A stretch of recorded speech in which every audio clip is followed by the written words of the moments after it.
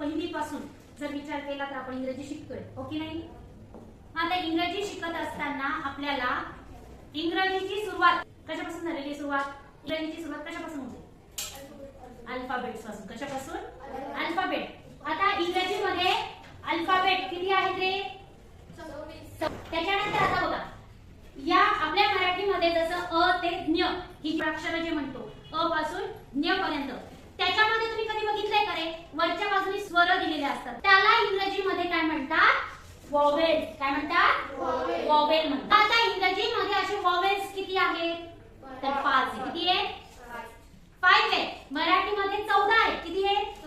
14. तसे इंग्रजीमध्ये किती आहेत? 5. किती आहेत? 5. मग ए ई आय ओ यू, मराठीमध्ये क ते ज्ञ हे व्यंजन आहेत की नाही? तसं आपल्या इंग्रजी भाषेमध्ये देखील उरलेले जे आहेत ते काय आहे? व्यंजन. त्याला इंग्रजीमध्ये काय शब्द आहे? कन्सोनंट. काय शब्द आहे? कन्सोनंट शब्द आहे. मग how many consonants? There are 21 कन्सोनंट्स.